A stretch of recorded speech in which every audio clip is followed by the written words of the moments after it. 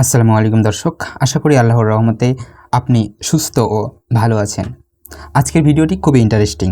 আজকের ভিডিও হলো সবাই আপনাকে কেন পছন্দ করে না এবং এটা কি মেনে নিতে হবে।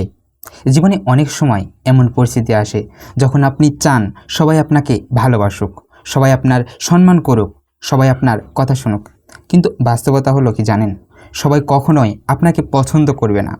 ধরুন আপনি কারোর সাথে কাজ করছেন, চেষ্টা করছেন, সাহায্য করছেন, কিন্তু সেই ব্যক্তি আপনার প্রচেষ্টাকে হয়তো মান্যই করে না বা আপনার মতামত মানে না। প্রথমে আমাদের মনে হতে পারে আমি কি ঠিক ছিলাম না, আমি কি ভুল করেছিলাম। এই ধরনের চিন্তা অনেক সময় আমাদের মানসিক যে শান্তি আছে এটা ভেঙে দিতে পারে। আপনি একবার নিজেকে প্রশ্ন করুন তো, আমি কি প্রত্যেকের পছন্দ পাওয়ার জন্য পৃথিবীতে এসেছি? উত্তর সহজ, না। আল্লাহ কখনোই প্রত্যেককে খুশি করার দায়িত্ব আমাদের দেননি। আপনার দায়িত্ব হলো নিজের দায়িত্ব পালন করা, নিজের চরিত্রটাকে ঠিক রাখা এবং নিজের নৈতিকতাটাকে ধরে রাখা। যদি আপনি প্রত্যেকের পছন্দ পাওয়ার চেষ্টা করেন তাহলে নিজের মূল্যটা হারাবেন। সুখ আসে নিজেকে মেনে নেওয়া থেকে, নিজের অবস্থান এবং নিজের কাজের মূল্য বোঝার মধ্য দিয়ে। ধরুন আপনার একজন বন্ধু বা সহকর্মী আপনাকে কষ্ট বা ভালো কাজকে গুরুত্ব দেয় না। আপনি যদি সে থেকে প্রত্যাশা রাখেন তাহলে আপনার মনটা ভেঙে যাবে। কিন্তু যদি আপনি সবসময় মনে করেন আমি আমার সব করেছি এবং আল্লাহর সহায়ক, তাহলে কষ্টটা অনেক কমে যাবে।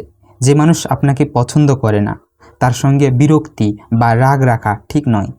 এটা শুধু আপনার মনকে পুড়িয়ে দেয়, ভিতরের শান্তি হারায়। বরং আপনি চেষ্টা করুন নিজের কাজ ঠিকভাবে করার, নিজের চরিত্রটাকে ঠিক রাখার এবং আল্লাহর সন্তুষ্টি পাওয়াটাই মূল লক্ষ্য রাখুন। প্রিয় দর্শক, মনে রাখবেন, সবাইকে খুশি করতে চাওয়া মানে নিজেকে হারানো।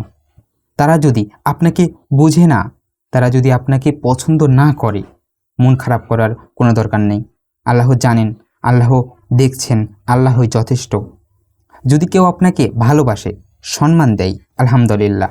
আর যদি না দেয়, চিন্তা করার দরকারই নেই। আপনার কাজ হলো নিজেকে ঠিক রাখা এবং যে নিজের মন আছে সেটাকে ঠিক রাখা এবং ধৈর্য ধরা। আল্লাহর উপর নির্ভর করবেন সব সময়।